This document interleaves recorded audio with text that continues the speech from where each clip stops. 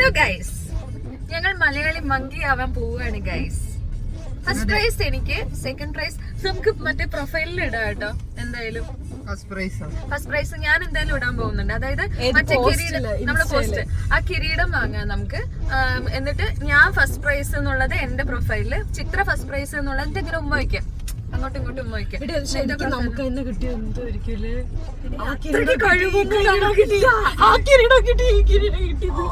അത്രയ്ക്ക് കഴിവുണ്ടെന്നൊന്നും അല്ല. കിട്ടിക്കഴിഞ്ഞാൽ അത് എടുത്ത് ഫോട്ടോ എടുക്കി. ഓ ശരി, അത് നീ വരുന്നില്ലേ? അഹല്യ FM ഒരുക്കുന്ന മലയാളി മങ്ക 2025 മത്സരിക്കാൻ പോകുന്ന 3 തരുണി മണികളാണ് ഞങ്ങൾ. ഒരു ലോഡ് അഹങ്കാരവും സ്വന്തമായി കറ പിടിച്ചൊരു സാരിയുമായി കൊല്ലത്തുനിന്ന് വണ്ടി കയറി വന്ന മാളു, അതുപോലെ എന്താ ഇവിടെ നടക്കുന്നത്, ചോറ് കിട്ടും എന്ന് വിചാരിച്ച് ഡൽഹിയിൽ നിന്ന് വണ്ടി കയറി വന്ന നമ്മുടെ ചിത്ര, അതോടൊപ്പം തന്നെ ഇവരുടെ എല്ലാവരെയും കൂടെ ചുമ്മാ ഒന്ന് ചില്ല് ചെയ്യാലോ എന്ന് വിചാരിച്ച് ഈ പരിപാടിക്ക് രജിസ്റ്റർ ചെയ്ത ഞങ്ങൾ 3 പേരുമാണ് മലയാളി മങ്ക എന്ന ഫാഷൻ കോൺടെസ്റ്റിന് പങ്കെടുക്കാൻ പോകുന്നത്. മാളു കൊല്ലത്തുനിന്ന് വന്നു, അവളെ പിക്ക് ചെയ്തു. ബൈ ചാൻസ് കറക്റ്റ് ടൈമിൽ ചിത്ര എത്തി. അപ്പോൾ ഞങ്ങൾ കുറച്ച് സാധനങ്ങളൊക്കെ വാങ്ങാൻ ലുലു മോളിൽ പോയി. അപ്പോഴാണ് ഇൻഡിപെൻഡൻസ് ഡേ ആയതുകൊണ്ട് തന്നെ അവരിങ്ങനെ കയ്യിലും കാലിലൊക്കെ ഈ സാധനമൊക്കെ വരച്ച് തന്നു. ഇന്ന് ഫുൾ ചിത്രയുടെ ചിലവാണെന്ന് കേട്ടപ്പോൾ അവളുടെ ഭാവമാണ് നിങ്ങളീ കാണുന്നത്, പിശുക്കി. ബട്ട് നോ എക്സ്ക്യൂസ്, എന്തായാലും ചിത്രയുടെ ചിലവിന് അത്യാവശ്യം തരക്കേടില്ലാത്തൊരു ഫുഡ് ഞങ്ങളിങ്ങനെ കഴിക്കാനായിട്ട് നിൽക്കുവാണ്.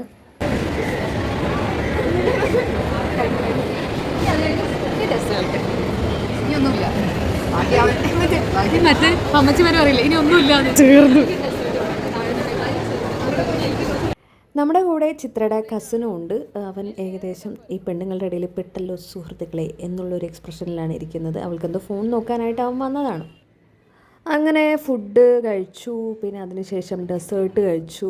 അതൊക്കെ കഴിഞ്ഞ് എന്തൊക്കെയോ കുറച്ച് സാധനങ്ങൾ വാങ്ങി.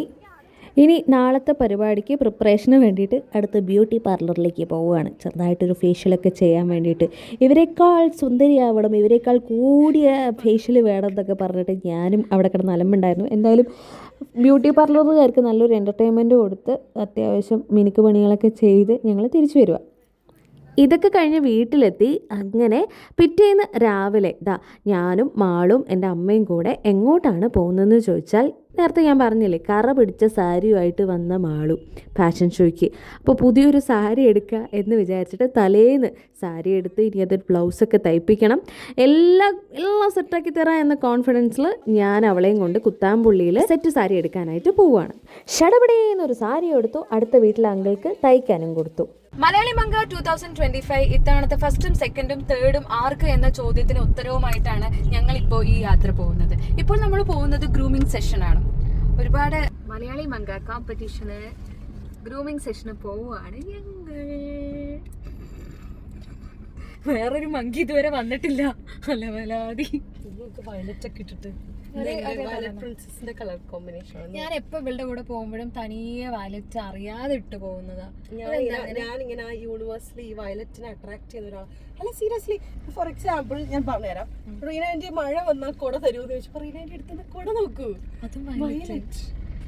ഈ വയലറ്റ് സാധനങ്ങളൊക്കെ പറഞ്ഞ ഷോള് റാംബോക്കിന് വേണം, എന്ത് അതും വയലറ്റ്.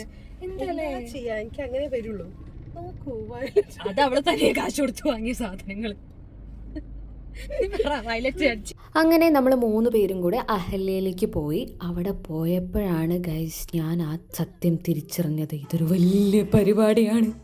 മോഡലിംഗ് പാഷനായിട്ട് നടക്കുന്ന ഒട്ടനേകം ആൾക്കാരാണ് നമ്മുടെ കൂടെ മത്സരിക്കാനുള്ളത്.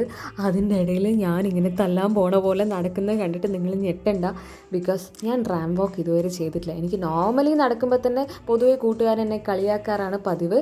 അപ്പോൾ ഞാൻ എങ്ങനെയാണ് റാം വാക്ക് ചെയ്യുക നെക്സ്റ്റ് ഡേന്ന് എനിക്ക് ഒരു ഐഡിയയും കിട്ടുന്നില്ല. എന്തായാലും ഈ ഗ്രൂമിംഗ് സെഷനോടെ ഞങ്ങൾക്ക് ഒരു കാര്യം മനസ്സിലായി, ഇത് ഇങ്ങനെയൊന്നും അല്ലടാ, വലിയ സംഭവം ഈ മോഡലിംഗ് എന്ന് പറയുന്നത്. റാം വാക്ക് ചെയ്യുന്നതിനൊക്കെ അതിൻ്റേതായ എന്താ പറയുക ട്രെയിനിങ്ങും കാര്യങ്ങളൊക്കെ നടക്കുന്നുണ്ട് എന്നെനിക്ക് മനസ്സിലായി. നമ്മളെ ഗ്രൂം ചെയ്യാൻ വന്ന പുള്ളിക്കാരിയാണിത്.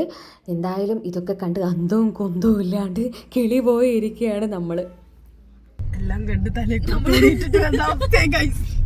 നമ്മൾ ഗ്രൂമിംഗ് സെഷൻ ഒക്കെ കഴിഞ്ഞു ബാക്കിയുള്ളവരുടെ പെർഫോമൻസ് ഒക്കെ കണ്ട് കിളി വിട്ട പോലെ എല്ലാരും ഭയങ്കര അന്നനടയും എല്ലാരും നടയൊക്കെ നടക്കും. സിമ്പിളായിട്ട് കാറ്റ് വാക്ക് ഒക്കെ ചെയ്യണ്ട പറഞ്ഞിട്ട് അവര് എന്തൊക്കെയോ വാക്കാണ് ചെയ്തത്. ഞാൻ മറ്റേ തവളച്ചാട്ടത്തിനൊക്കെ നടക്കൂലേ അതുപോലെ. എന്നിട്ടും വിചാരിച്ചു ഞാൻ മെയിൻ ആണ് എന്ന് പറഞ്ഞ് നടന്നു. അതിന്റെ വീഡിയോ കണ്ടിട്ട് എന്നെ തന്നെ കോൺഫിഡൻസ്. നിങ്ങൾ ആരും പേടിക്കണ്ട. നാളെ ഞാൻ എന്റെ ഇതൊക്കെ വെറുതെ ഞാനിങ്ങനെ അടക്കി വെച്ചിരിക്കും. എനിക്ക് ഡൗട്ട് എന്താന്നറിയോ, ഞാൻ നടക്കുമ്പോ നിങ്ങൾ രണ്ടും വന്നിട്ട് മാള് മീൻ തന്നെ മാളിലാണിക്കും പ്രതീക്ഷ നിങ്ങളുടെ കണ്ണി കുരുവായിരുന്നോ?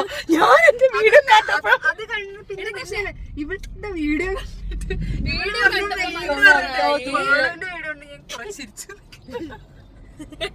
അങ്ങനെയല്ല സംഭവം എന്താ അറിയോ, അതായത് എനിക്ക് ഭയങ്കര പ്രാക്ടീസ് വേണം. ഒരുപാട് മെത്തേഡ് ആയിട്ടുള്ള സാധനങ്ങളൊക്കെ ഉണ്ട്. ഞാൻ ഇന്ന് വൈകുന്നേരം എല്ലാവർക്കും പഠിപ്പിച്ചു തരാം എങ്ങനെയൊക്കെയാന്ന്. ഇങ്ങനെ ടോ വെച്ച് നടക്കേണ്ട പരിപാടിയുണ്ട്. ഞാൻ ഇനി മുതൽ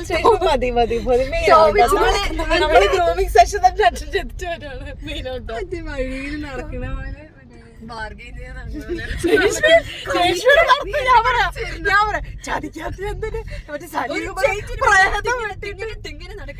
നടക്കുന്നോണ്ട് ഇങ്ങനെ കൈയൊക്കെ തൂക്കിട്ട് വയ്യ. പണ്ടാരത് കഴിഞ്ഞിട്ട് എനിക്ക് വല്ല ചിരിക്കാൻ മാത്രം പറ്റില്ല. ഇങ്ങനെയൊക്കെ ആണെങ്കിലും നാളെ നമ്മൾ പങ്കെടുക്കുക തന്നെ ചെയ്യും എന്ന ദൃഢനിശ്ചയത്തിലാണ് നമ്മൾ പോകുന്നത്. ബ്ലൗസ് തയ്ച്ച് കിട്ടിയിട്ടില്ല. രാത്രി 11:30 എൻ്റെ മാളുവിൻ്റെ ബ്ലൗസ് തയ്ച്ച് കിട്ടാനായിട്ട് അടുത്ത വീട്ടിൽ ഇങ്ങനെ ഇരിക്കുകയാണ്. അപ്പോൾ നാളെ കാവിലെ പാട്ട് മത്സരത്തിനെ കാണാം എന്ന് പറഞ്ഞുകൊണ്ട് we are signing off. Bye by.